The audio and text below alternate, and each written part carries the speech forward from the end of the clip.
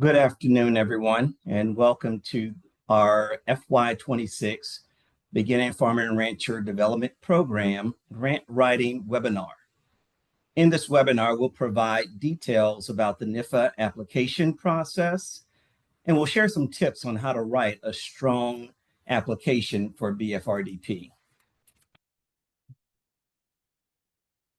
So our presenters today will be program staff and our awards management division. From the program staff, we'll include myself, Edwin Lewis, National Program Leader, along with Rebecca Hansen and Aisha Magruder, who are program specialists for BFRDP. You'll also hear from Stephen Evans and Bill Mallett, who are grants management specialists working with BFRDP. So our agenda for today is really divided up into three parts. We'll start with the introduction of the BFRDP program, and then we'll talk about how to prepare a good application for the program. And then we'll wrap up with some tips and helpful resources. Before we get started, I want to review briefly our non-discrimination statement. I won't read the whole thing, but I will cover at least the first paragraph. In accordance with federal civil rights laws and U.S. Department of Agriculture civil rights regulations and policies, the USDA, its agencies, offices, and employees and institutions participating in or administering USDA programs are prohibited from discriminating based on race, color, national origin, religion, sex, disability, age, marital status, family or parental status, income derived from a public assistance program, political beliefs, or reprisal or retaliation for prior civil rights activities in any program or activity conducted or funded by USDA. Not all bases apply to all programs. Remedies in complaint filing deadlines vary by program or incident. The second paragraph just notes that USDA makes accommodations for persons with disability. And the third paragraph highlights contact information if you feel a need to file a formal complaint. So next we'll get into an introduction of the BFRDP program. The primary goal of the BFRD program is to help beginning farmers and ranchers in the U.S. and its territory to do three things: enter and or improve success in farming, ranching, and managing of non-industrial private forests, attaining support projects, providing training, education, outreach, and technical assistance for beginning farmers and ranchers. And finally, to assist farmers and ranchers in gaining knowledge, skills, and tools needed to make informed decisions for their operation and enhance their sustainability. So there is a long list of legislative priorities for the program. They are included here between this slide and the next. They'll also be included in our notice of funding applications. I won't read all of the priorities, but I just want to highlight a few as examples. The first one, basic livestock, forest management, and crop farming practices. Another priority is entrepreneurship and business training. Curriculum development's another one. Next slide.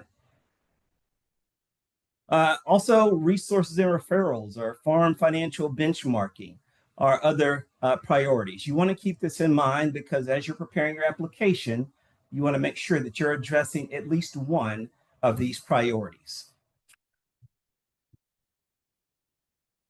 So let's talk about who's eligible for the BFRDP program.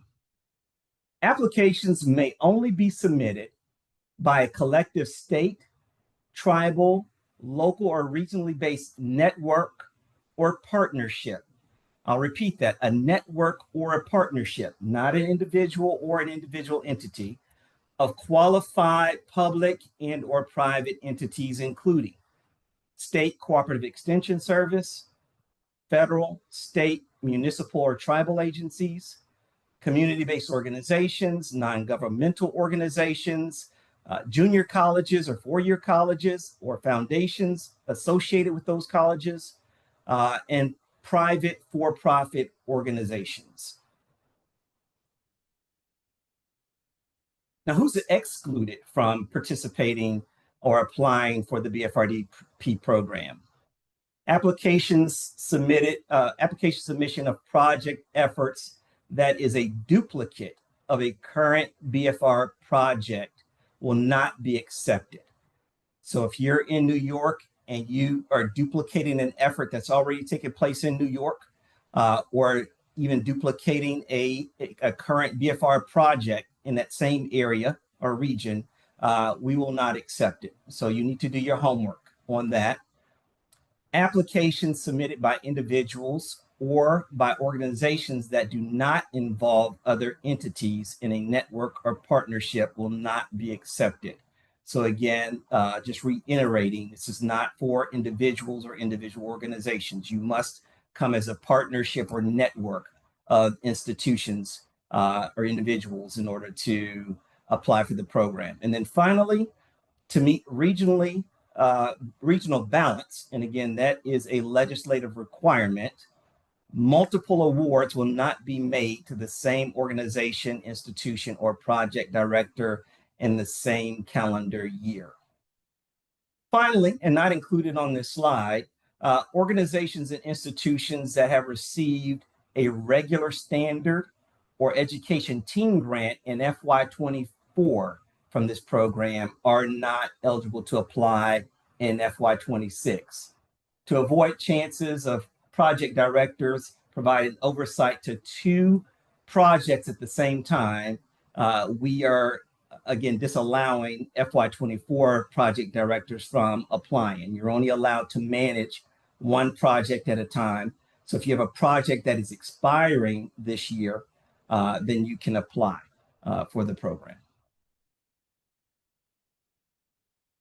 So what grant type is right for you? You'll see here that we have 4 different grant types.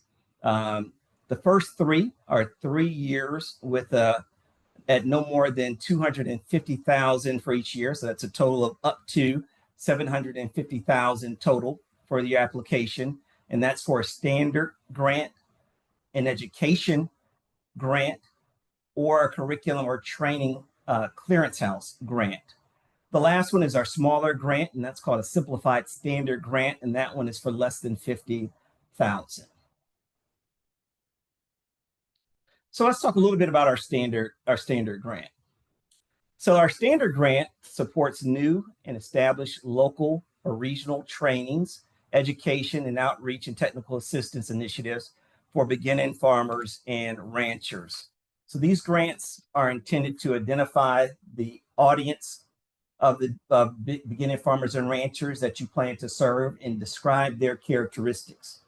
In your application, you want to demonstrate knowledge and experience in education and assistance methods that are appropriate and effective in engaging the audience and meeting their needs. Your application should also propose an ambitious yet achievable plan of work to accomplish meaningful and measurable success in enhancing the number, success, and sustainability of beginning farmers and ranchers. So we also have, again, the simplified standard grant. We made mention of that earlier. This is a smaller grant. The purpose of this grant is to develop a plan to strengthen program ideas, to develop a full proposal, curriculum development, develop apprenticeship programs and hands-on materials, and or develop an advisory committee to strengthen future program activities. This program is also designed for new trainers who have never received a grant, nor gained more than 3 years of experience in assisting with development of beginning farmers and ranchers. So number one here, these applications will sustain and enhance important collaborations and innovative activities relevant to beginning farmers and ranchers.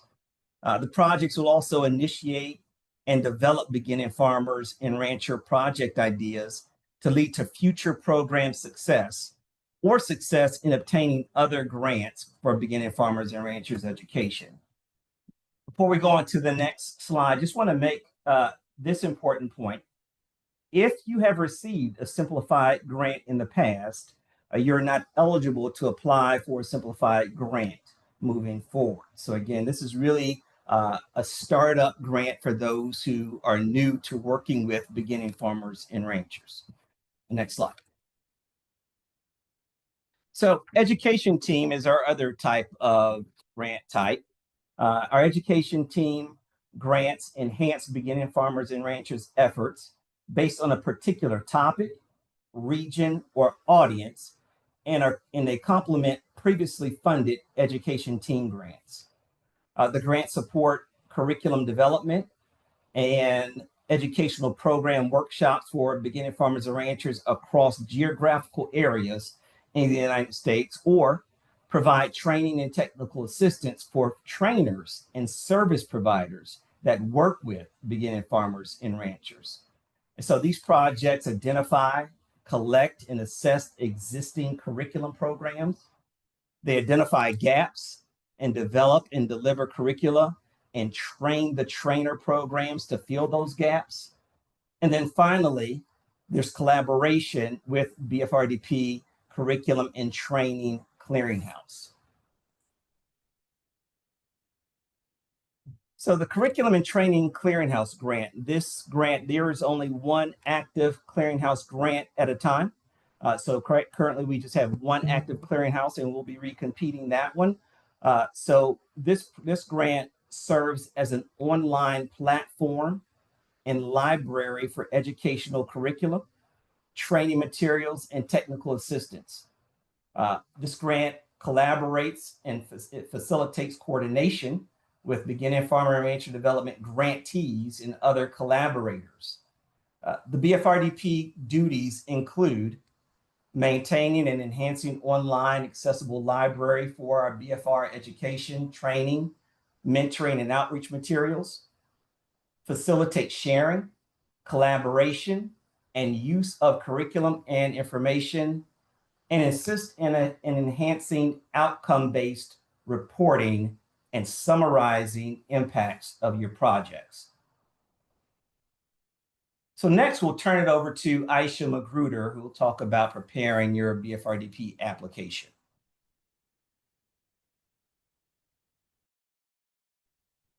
Hello. Right. All right, so we have 3 tips for you when it comes to before you start your application. First, we have review solicitation. So please read the notice of funding opportunity thoroughly. It contains all pertinent information from the deadline to the evaluation criteria. Step 2 is to determine your grant type. Select a grant type that best aligns with your project. And step 3 is registrations. Prior to submission, it is required that you register or update your organization on sam.gov and grants.gov. And we ask that you please do not wait until the last minute to do so. Next slide.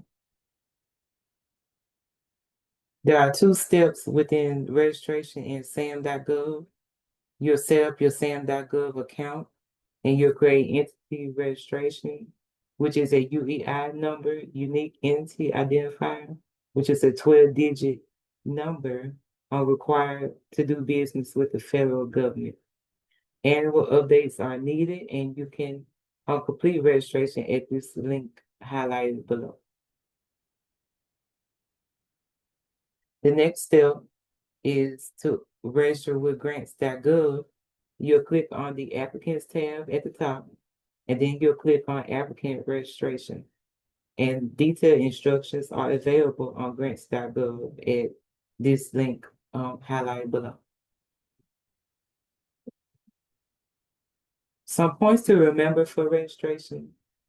SAM.gov entity registration can take some time, especially if there are issues with your registration that affect your ability to apply before the funding opportunity close date. If your entity is already registered, ensure that your registration has been renewed or updated per SAM.gov requirement.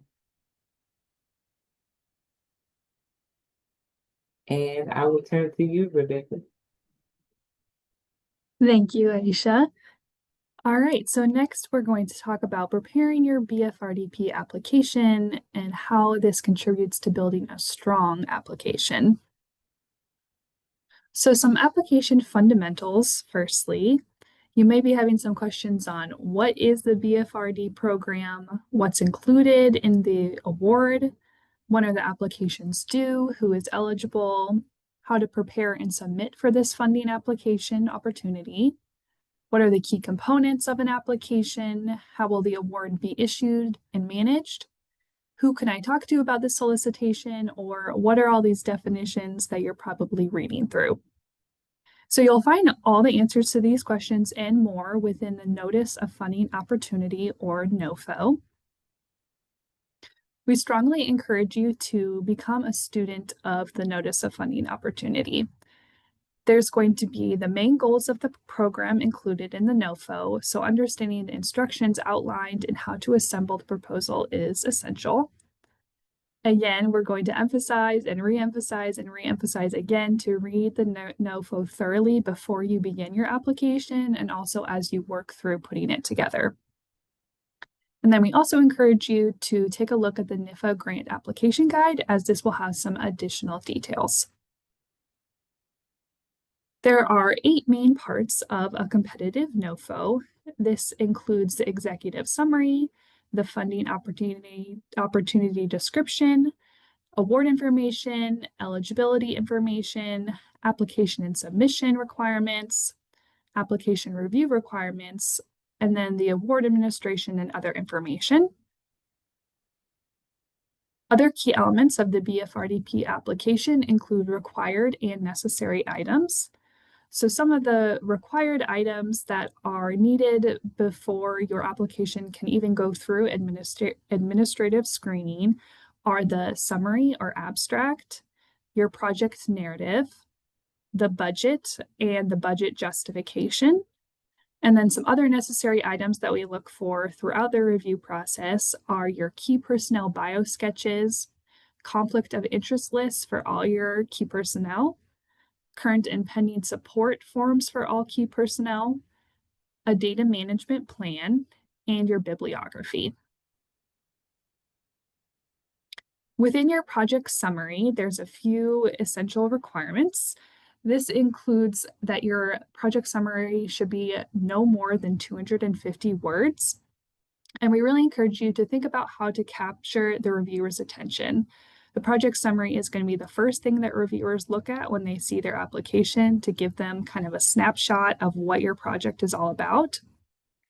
So include your description of the problem or opportunity within your project summary, the objectives, and a description of the effort, as well as including anticipated project outcomes and a succinct summary of your project with the key information highlighted. And there is a template available here as well at www.nifa.usda.gov/application support templates. For your project narrative for BFRDP, there is a cap on pages for a standard education team and curriculum and training clearinghouse at 20 pages max. And then for the simplified standard, it's capped at 20 pages max for your project narrative.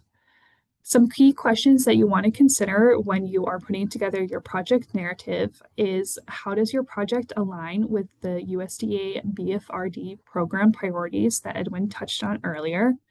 Who's your target audience? What's the problem and opportunity, and why is it important? What are the goals, the associated objectives, outputs, and outcomes of the project in relation to your target audience? What are proposed activities to achieve each of those objectives? And also including a logic model. And also, what is the plan for outcome-based reporting? This is a big one for BFRDP, including participatory evaluation and measurable outcomes. And finally, as I mentioned before, a data management plan is required for this program. If you are resubmitting to BFRDP, so if you've submitted to the program in the past and you receive your review comments back, you are able to submit a resubmission, providing a response to reviewer feedback from your previous application.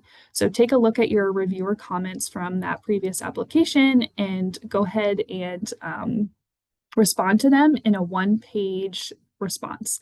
This will be included in your project narrative document, but it does not count towards the page limit. Some other tips for your project narrative are to provide comprehensive information, write the proposal logically and clearly, organizing the proposal according to the outline in the NOFO or the evaluation criteria, whichever is most logical. And then following the prescribed format is really what helps reviewers find that information more easily. They're going to be looking at the NOFO same as you, so outlining it in the same way is going to be helpful for readability and understanding what you're actually trying to say. Also, you're allowed to use tables and figures to help illustrate important points. And finally, just a recommendation to have a second set of eyes as someone else to review your project narrative before you submit. The next required item is your budget. As you see highlighted here, we emphasize to prepare a budget with a strong justification. Keep in mind the budget and performance period limits. So as Edwin mentioned, that's up to $750,000 per award, depending on grant type, and the period of performance is up to 3 years. Make sure you're including the salaries of each person with the name and title of each person and how the requested salary was determined. And you'll also want to include fringe benefits, equipment, materials and supplies, consultants, and all other categories that are listed on the budget form. There is a match requirement for BFRDP. Awardees must provide a 25% match from non-federal sources in the form of cash or in-kind contributions. NIFA may waive the matching funds requirement for a grant as determined by the secretary, and there will be more details forthcoming in the upcoming fiscal year 26 BFRDP NOFO. Finally, some additional forms that you'll see in the application packet are your letters of commitment or letters of support from your collaborators, key personnel biographical sketches, as I mentioned before, also providing a budget justification, so a detailed narrative of your budget and where funds are going and what they're being used for, subcontract information if needed, and again, your conflict of interest lists and current and pending forms for your key personnel. That includes your PD and your co-PDs. And with that, I will turn it over to our AMD folks for preparing your BFRDP application pre-award requirements. Hello, my name is Stephen Evans. Will Mallett is the other grants management specialist. He's had to drop off, but I'm going to take you through our part of the process here. So as an overview, we're going to be touching on your pre-award requirements, organizational information matching, unallowable costs, budget categories, and indirect cost. With your pre-award requirements, you need to ensure that you follow what the NOFO is asking for to be completed. Make sure you get all the forms done and filled out for this application. It will save time in the long run, so we do not have to ask questions for it. But here's a short little list: SF424. There's some R&Rs here. If you have any problems, you can always contact someone and we'll help you out. When you're also in your pre-award requirements, you are told to go into sam.gov and register yourself. There is one thing in there that you also have to do, and that is the rep inserts. Within this area, it tells you either yes or no. Yes, basically saying you're willing to accept federal funding, and no means you are not. We need you to make sure that you select yes on this. When you're filling it out, one of the areas where we've had a little bit of an issue is current and pending effort and budget effort. So for current and pending, what we're looking for is this is this is how much effort you're going to actually put into project. Whereas your budget effort is how much you're getting paid for the project. So with that, your current and pending effort needs to be greater or equal to your budget effort. We in the federal government are not allowed to pay you to work more than the effort you plan on putting in. So current and pending needs to be higher for effort here. Now, matching is a unique item. So here's just a little list. You have different types: cash, in-kind contributions, and third-party matching. Any one of those is accepted for matching. Now, here's just a little blurb about matching, and you can go and look it up anywhere in the uniform guidance here. The costs need to specifically be identified to the project. So when you're creating your budget, you need to put in that amount. And the matching documentation for it, we're looking for, basically you already create a budget and that has matching on it, but we almost need a separate budget justification just for your matching so we can see what it is and what it's going to be used for.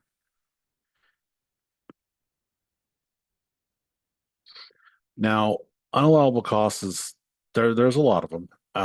There's 2 pages here, so I'm not going to read all these to you. The thing is, if you're looking over this and you have a question that it might be unallowable, look at this list. If it's not on this list or if it seems familiar to this list, email us and ask. We are glad to help you find out if you have an unallowable cost. Next slide. As you can see, this is the rest of the list here, and it's an extensive list, but there still are other unallowable costs that we have not listed here, just for time of the webinar. Next slide. So as part of preparing your budget, we just talked earlier about the current and pending. Well, in here, the budget, we're looking for your salary.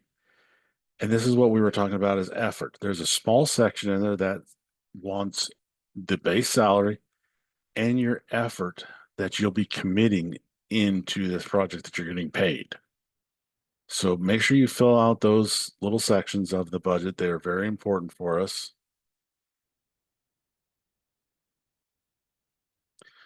In your subcontractors, if you have a subcontractor here, and what we're looking for this is basically a letter commitment, a statement of work, a budget, and a budget narrative for each subawardee. If you don't provide this, we're going to have to request it. It does take a little bit more time, and it's easier if we just have it all at once. So please include those. Part of your budget also includes land. Now, for anything like this, especially if it comes in, you want to use fair rental value or fair market value to ensure that we can continue using it. And please include a copy of how you calculated this.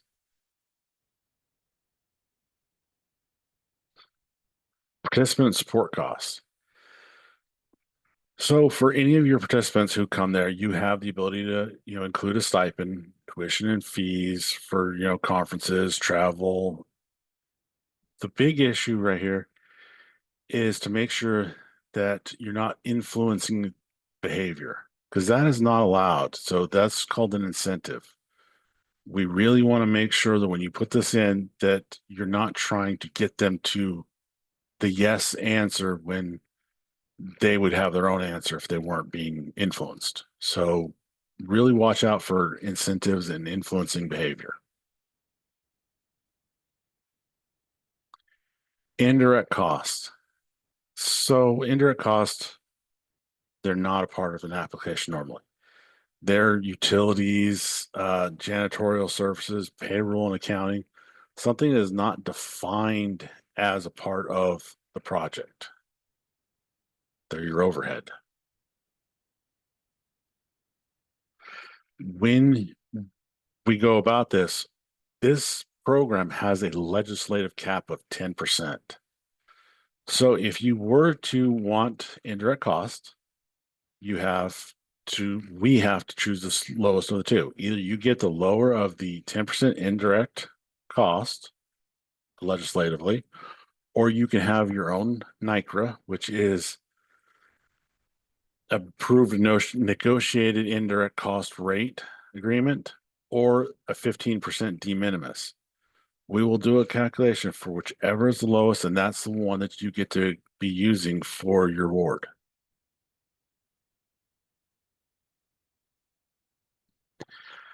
As I was saying earlier, the indirect cost rate is now at 15%. So even though we still have a legislative cap of 10, you would get to use an indirect cost now of 15% based on modified total direct cost.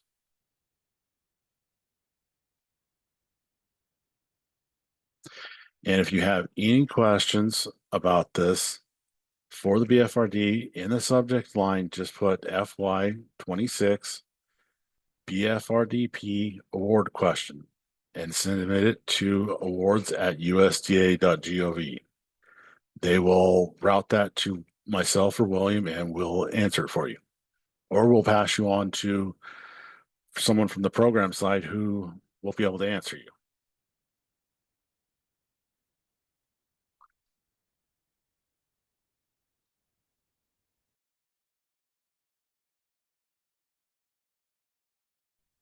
Thanks, Stephen.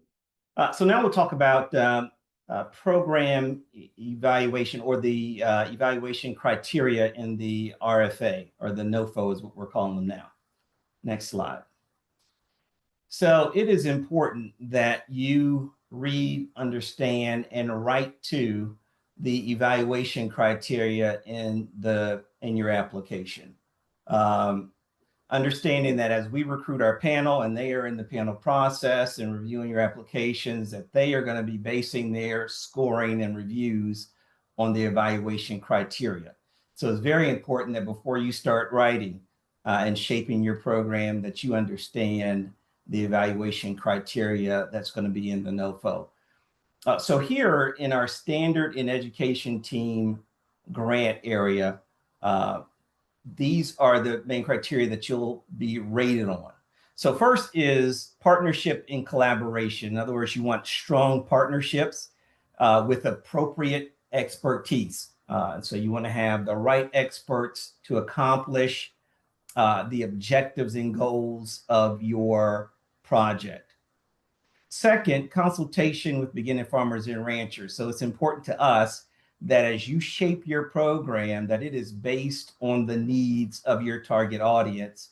And that has to be rooted in a level of engagement with that audience. So you need to document that you have engaged with the target audience to really understand their needs, and you're shaping the program around their needs.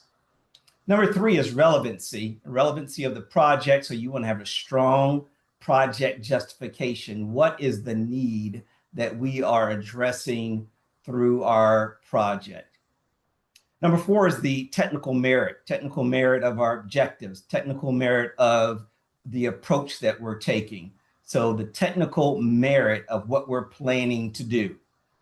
And then achievability, considering the 3-year time frame, considering the budget that we have, considering the expertise that we're bringing to this project. Are our objectives achievable? And so you want to make sure that what you list out for your objectives and your approach and your time frame is achievable. Number six, expertise and track record of your entity and your partners in working with beginning farmers and ranchers. So document clearly the expertise that you and your team bring to the table with reaching out to and training and mentoring the target audience. Number seven, adequacy of available or obtainable support personnel, facilities, and instrumentation.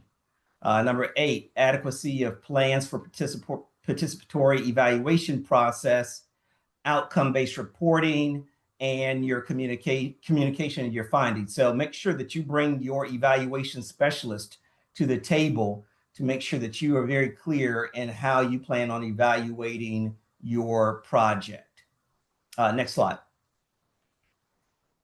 For the simplified standard grant, really the same evaluation criteria is in place. Next slide. And then we get to the clearinghouse. You have a few additional items to consider. Number one, consultation with current and previously funded grantees. And so as the clearinghouse, it's important that there is not only engagement before application, but also as the clearinghouse, there will be regular engagement with grantees to make sure that you are meeting their needs in terms of supporting them with their evaluation, supporting them with their reporting, and all those kind of things. So ongoing, what's your plan for ongoing engagement with grantees to ensure that you're meeting their needs?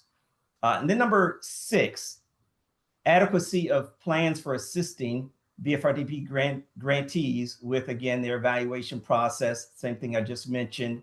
And then organizational effectiveness in operating a digital library of beginning farmer and rancher education and programs and materials. So what's your history, expertise you bring to the table with having a digital library of all of these resources available, not only for grantees, but for the general public? Next slide. And I'll turn it over to Aisha Magruder again. Thank you, Ellen. So formatting is important. We want to emphasize that all forms must be in PDF format following these guidelines. Margins, 1 inch, 12-point font times New Roman. Table and figure fonts no less than 11 point, also times New Roman. 1.5 line spacing. Again, PDF format, no other format will be allowed. When it comes to page limits, there is a 20-page limit for standard education and curriculum and training clearinghouse project narrative, and 10 pages for simplified standard project narrative. And so here's how to create a PDF. And this is in Microsoft Word. You'll click on File in the top menu, and then you'll click on Save as Adobe PDF. So here's a sample application prep timeline. So 1 year to the deadline, you'll start preparation and finish all registrations. 6 months to deadline, you'll reach out to USDA BFRDP team and talk to our national program leader, Edwin, to discuss your project fit to the program. 4 months to deadline, you'll secure partners, contractors, and consultants and get letters of support to include in the application. 2 months to deadline, thoroughly review this year's NOFO and start writing your application. And 1 week to deadline, you'll submit the application to avoid any last-minute technical issues. So here's another timeline on when it comes to the application to award. So around January, February, the solicitation will be released, and you will check out NIFA's BFRDP website for the NOFO. Around March and April will be the proposed deadline, and we have a strict time deadline, so you'll submit your application by 5 p.m. Eastern time. Around June and July, reviews and award notifications will go out, and this is when NIFA will conduct the peer review process. And in September will be award start date, and hopefully you'll be awarded, and that's when you could begin your project. So this is the review process. We'll begin with the review. Confidential peer review panel of experts, including academia and other people that will be on a review panel. And then a decision will be made. Award decisions will be sent along with the reviewer comments to the applicants. And then either you will be awarded or not. So if not, you can resubmit, reapply during the next application cycle, and be sure to include a 1-page response to the review of comments that you will receive. And if you're awarded, you will start conducting your BFRDP project using USDA BFRDP funds. All right, back to you, Evan. Thanks, Aisha.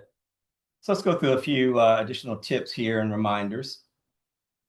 So a key reminder here, regarding legislative priorities, we covered those earlier in the presentation. So make sure in your writing of your application that you highlight at least one or more of the priorities that you're tackling. Don't try to tackle all of them, but at least one or two of those priorities need to be front and center in your application.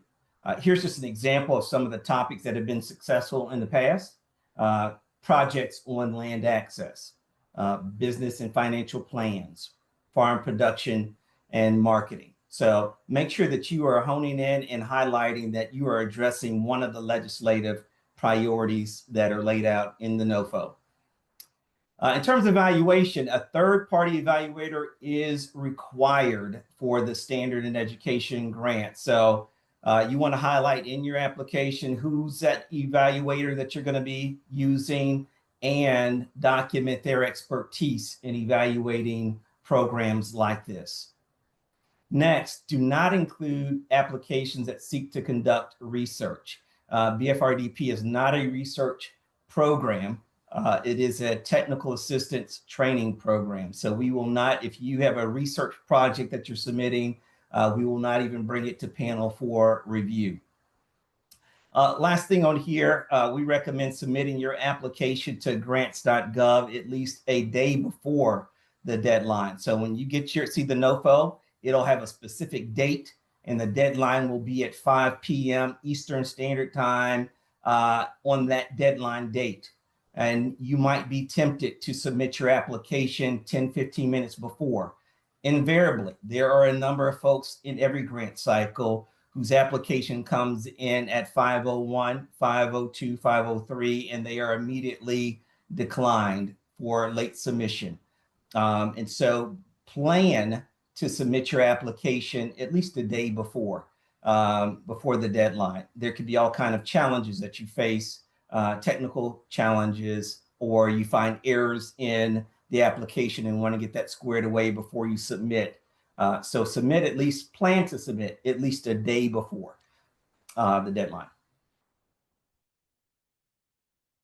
Additional reminders to be aware of.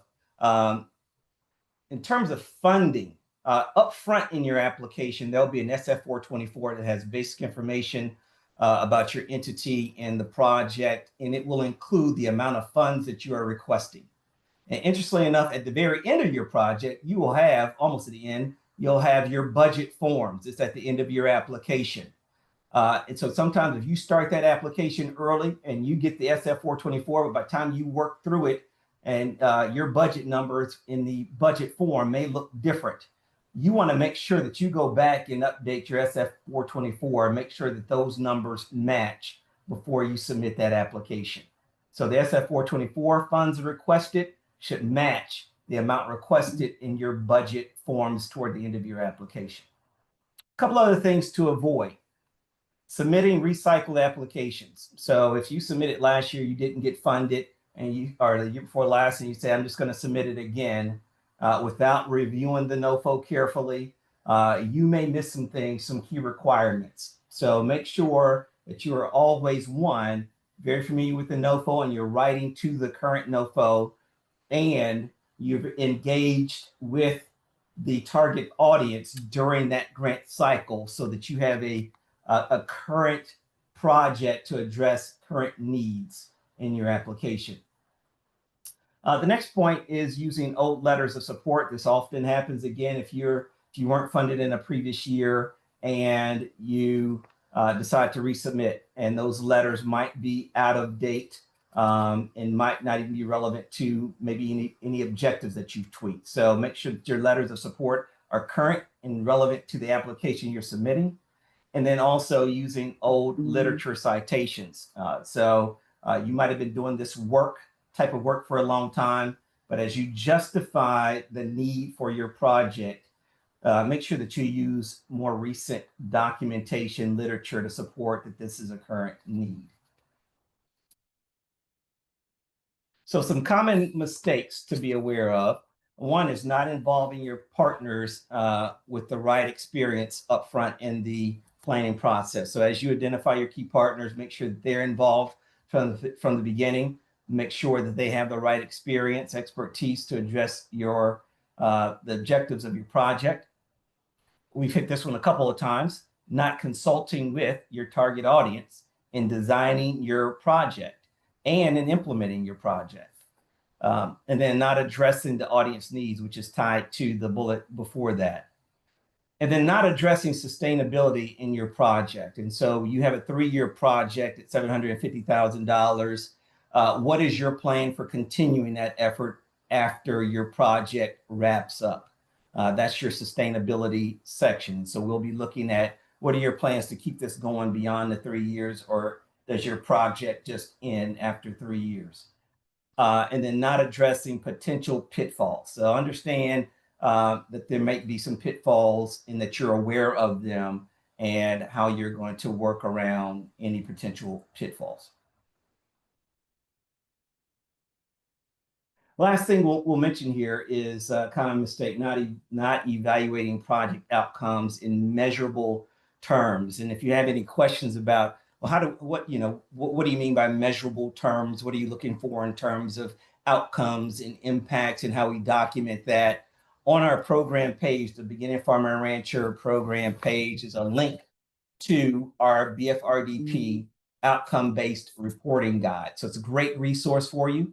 Encourage you before you start writing that application to go do your research and look at the kind of outcomes and impacts and data and metrics that we're going to ask you to be collecting and reporting on as you're implementing your project, and it should be highlighted in your application. So we'll turn it over to Rebecca to wrap us up.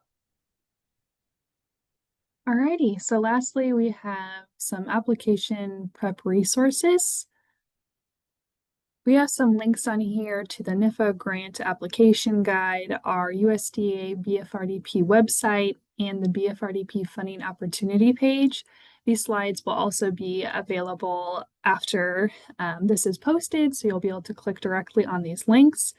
And the BFRDP funding opportunity page is where the notice of funding opportunity, the NOFO, will be posted. So that's where you'll find the details for this fiscal year's solicitation. We encourage you to check out some previously funded projects with BFRDP. Here is a link and a QR code that is linking to our NIFA data gateway. Just provide some information on what has previously been funded, as well as the outputs and outcomes and impacts from those projects.